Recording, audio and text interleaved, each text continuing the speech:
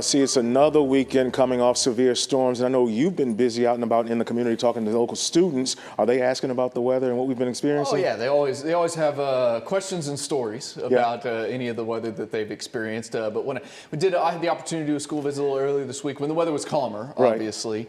But yeah, we had a little severe weather on Thursday. We may see another round potentially on Thursday as well. But we'll talk more about that coming up in a minute. In the meantime, the kiddos, Boyer Elementary in Prosper, the third grade. Thanks for having me out and let me talk to you guys and take some of your questions. I know I went a little long, and so the teachers made accommodations so that you guys maybe missed a little bit of extra class, and I'm sure you weren't upset about that. So thank you for having me out there.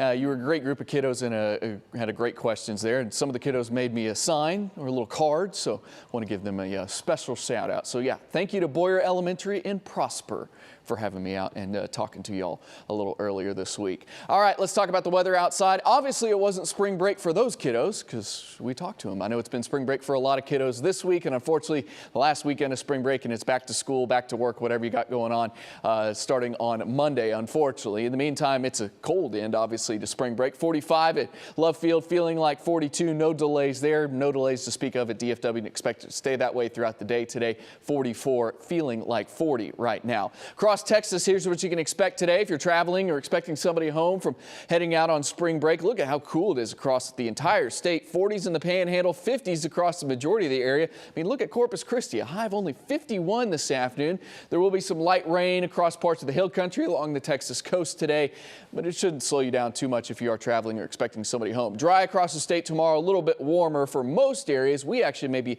a little cooler tomorrow afternoon, kind of remains to be seen. But tomorrow morning definitely be cooler than this morning with a low of 32. Looks like a good chance for freezing temperatures for the majority of North Texas tomorrow morning, but staying cool during the afternoon, a high of only 53. So tonight, here's your lows.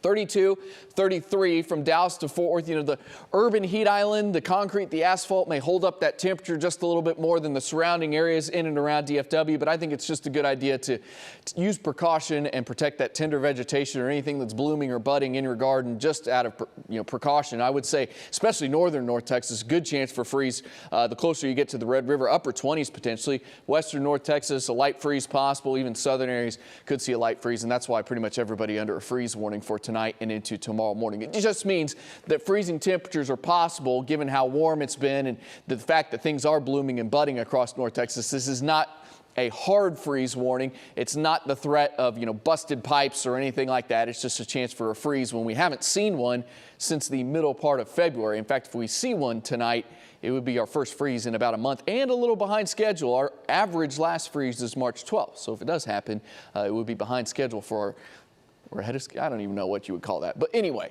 it would be later than normal for this time of the year, obviously. We are dry as we head into Monday, but I do have a chance for thunderstorms as we head into Thursday. That's our next chance for some severe weather as well. It looks like those storms may arrive during the nighttime hours for most of you. That would lessen the severe weather. It doesn't make the severe weather threat go away, but it does make it lower than if, we had those supercell storms like we had this past Thursday afternoon. So we'll keep an eye on that as we get closer. Between now and then, it doesn't look like much in the way of rain. Maybe some showers Tuesday and Wednesday, but better chances for storms Thursday night into Friday. Or Thursday night, maybe into Friday morning.